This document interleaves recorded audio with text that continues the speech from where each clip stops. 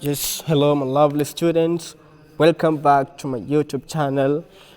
Naam, wanafunzi, karibuni tena katika channel yetu ya lugha ya Kiingereza ambayo ni English Safi Online, inayoongozwa na kuendeshwa na Abu Suhail Abdallah.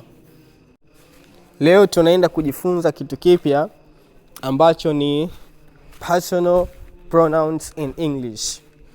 Kiwakilishi nafsi katika lugha ya Kiingereza ama viwakilishi nafsi katika lugha ya Kiingereza.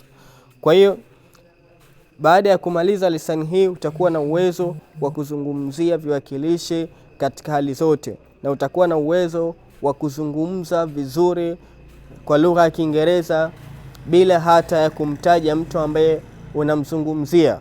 Kikubwa ambacho unatakiwa kufanya ni kusubscribe, kucomment hapo chini kama utakuwa kuna swali ama kuna kitu unahitaji kufahamu, pia kushare video hii na kwa watu wengine. Let's get started. Naam, kwanza kabla ya kujifunza na kufahamu personal pronoun, tujue kwanza hii pronoun maana yake nini, inamaanisha nini. A pronoun hii ni kiwakilishi, kwa ni kitu ambacho kinawakilisha kitu kingine. Maana yake badala ya kuwepo mtu, basi mtu anaondoka, kinakuwepo kitu kingine ambacho kinamwakilisha yule mtu. Ndiyo maana ya pronoun. A pronoun is a word. Hili ni neno that replaces a noun, ambalo linaiondoa nomino. Maana yake kiwakilishi ni neno ambalo likikaa basi nomino huwa inaondoka na kubakia hichi kiwakilishi. Okay, it helps to make sentences. Pronoun ama kiwakilishi kinasaidia kutengeneza ama kuunda sentence shorter and clear. Sentence ambazo ni fupi na ambazo ni safi, ziko wazi kabisa. Kwa sababu tukitumia nouns, nomino ama majina ya watu, basi utakuta tunazungumza sentensi ndefu, lakini tukitumia pronouns tunazungumza sentensi ambazo ni fupi sana. Hii ndo pronoun.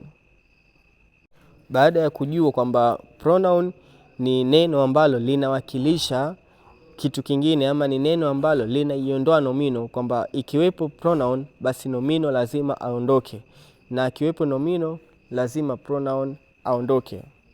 Tuzungumzie sasa kuhusiana na personal pronouns. Personal pronouns hivi ni viwakilishi nafsi, kwa sababu pronouns zimegawanyika. Viwakilishi vimegawanyika katika aina kadhaa, lakini aina ya mwanzo ambayo sisi tutaizungumzia ni personal pronouns, ni kiwakilishi nafsi ama viwakilishi nafsi. Personal pronouns, viwakilishi nafsi, are words. Haya ni maneno that replace nouns, ambayo yanaziondoa nomino, kwamba maneno haya yakiwepo, viwakilishi vikiwepo, nomino zinaondoka, zinakuwa hazifanyi tena kazi. And refer to people. Na vikiwepo viwakilishi sasa, viwakilishi vinachukua nafasi ya watu, vinazungumzia watu or things ama vitu. Okay? Personal pronouns, viwakilishi nafsi, words ni maneno that replace nouns, ambayo yanaondoa nomino, and refer to people, na yanamaanisha ama yanazungumzia watu or things ama vitu. They tell us, viwakilishi vinatuambia sisi ama vinatuelezea sisi who is doing the action, ni nani ambaye anafanya tendo fulani. Who is doing the action, ni nani anayefanya kitendo in the sentence, kwenye sentence. Kwa hiyo personal pronoun ndiye ambaye anahusika kumzungumzia yule mtu ambaye anafanya kitendo, bali huenda personal pronoun ndiye ambaye anafanya kitendo. Okay? Now, categories of personal pronouns. Vigawanyiko, matawi, vigawanyo, aina za personal pronouns. Personal pronouns pia zimegawanyika katika aina kuu tatu, ambapo ni first person, second person na third person. Tuanze kwa kuangalia first person. First person ni nafsi ya kwanza. Nafsi ya kwanza, huyu ni mtu wa kwanza kabisa, ambapo tunasema ni refers to the speaker. Inazungumzia yule mzungumzaji. Kwa first person kwamba ni yule mzungumzaji, ni yule mtu ambaye anazungumza. Kwa mfano mimi hapa ninazungumza, kwa mimi ni first person, ni mtu wa kwanza kwa sababu ndiye mtu ambaye ninazungumza. Kwa katika first person zipo mbili, kuna I and we. I ni mimi, ambaye huyu ni singular. I, mimi, singular. Mimi siku zote huwa ni mtu mmoja. Mtu akisema mimi huwa ni mtu mmoja, maana yake ni singular, mtu mmoja. I, mimi. Example, I am happy, mimi ninafurahi. I am happy, mimi ninafurahi. Mfano tukisema I am happy to hear that, ninafurahi kusikia hivyo. Okay? Pia ya pili ni we, sisi, ambayo hii ipo katika hali ya plural, hali ya wingi, plural, wingi, ambayo we maana yake sisi, we, sisi. Example, kwa mfano we are students, sisi ni wanafunzi. We are students, sisi ni wanafunzi. Kwa hiyo ndo first person, ni wale watu ambao wanazungumza. Okay?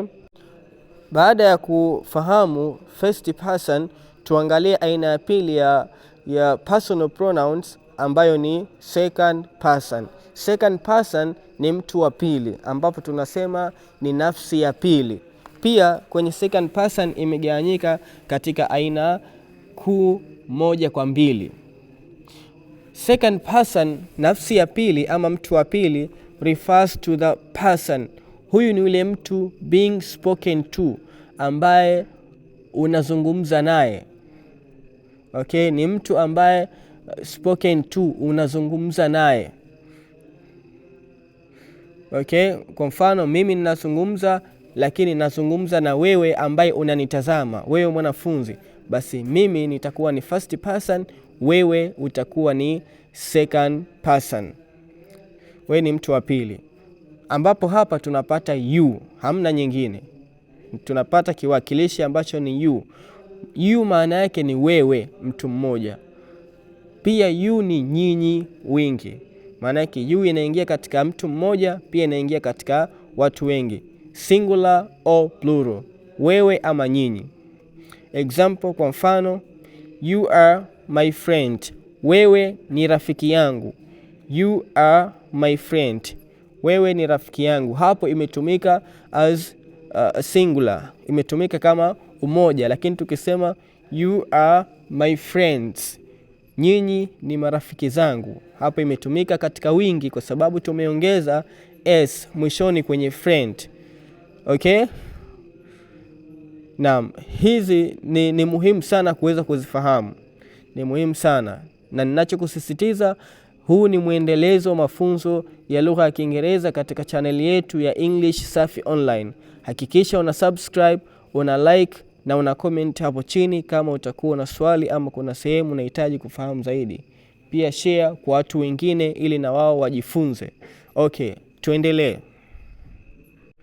Naam, nyingine ni third person. Third person hii ni nafsi ya tatu. Baada ya kuangalia nafsi ya kwanza ambayo ni first person, tukaangalia second person, na hii ni third person, nafsi ya tatu. Third person ni nafsi ya tatu ama ni mtu wa tatu. Okay? Kwa hiyo third person ni mtu wa tatu, ambapo by definition tunasema refers to someone. Huyu ni yule mtu, refers to someone ni mtu or something else, ama ni kitu chengine, ni kitu kingine. Okay, kwa hiyo ni mtu ama ni kitu kingine lakini ambacho kinazungumziwa. Okay? Na hapa tunapata hii, ambapo hii ni yeye mwanaume, yeye mwanamme ama mwanaume. Hii ni singular masculine, ni mmoja, ni mtu mmoja lakini katika jinsia ya kiume, ambapo tunasema ni yeye mwanaume. Example, he is a teacher. Yeye ni mwalimu. He is a teacher. Yeye ni mwalimu. Then kuna she, yeye, mwanamke. Kwa she ni singular feminine, ni yeye mwanamke. Example, she is my sister. Yeye ni dada yangu. She is my sister. Yeye ni dada yangu. Na ya mwisho ni it. It ni singular neutral. Ni singular neutral, ambapo hapa tunasema ni kitu, mbwa, mvua, paka, simu na kadhalika. Kiufupi, it ni vitu vyote ambavyo sio binadamu. Ni vitu vyote ambavyo sio binadamu. Kwa hapa vinaingia vitu ambapo ni vitu pamoja na wanyama. Example, it is raining. It is raining. Inanyesha. Ni nini hiyo? Ni mvua. It is raining. Mvua inanyesha. Kwa hiyo hatusemi he is raining kwamba yeye mvua ananyesha. No. Tunatumia it kwa sababu mvua si mtu. Okay? Na ya mwisho ni they. Ni they. They ni wao. Hii ni plural. Ni wingi wa zote. Ni wingi wa he, she na it. Kwa hiyo tunasema wao. Pia inaingia katika third person. Okay? Ambao ni third person plural. Example, they are playing football. Wao wanacheza mpira. They are playing football. Wao wanacheza mpira. Okay? Baada ya kujifunza kuhusiana na personal pronouns na kuikamilisha, inafuata ni exercise for comments. Ni kazi, ni mazoezi ambapo yanatakiwa kujibiwa kwenye comment. Write your answers. Andika majibu yako in the comments below. Kwenye comment hapo chini.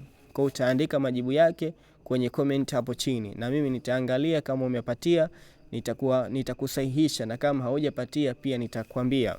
Sentence ya kwanza, dash I'm very happy. Dash I am very happy. Ya pili, dash are my best friends. Ya tatu, look at Tom. Dash is reading a book. Ya nne, the cat is sleeping. Dash is on the sofa. Ya tano, Mary and John are here. Dash are my neighbors. Na ya sita, dash are welcome to my channel. Kwa hiyo ni exercise ambayo inatakiwa kujibiwa hapo chini kwenye comments. Okay? Hilo ndo somo letu la leo.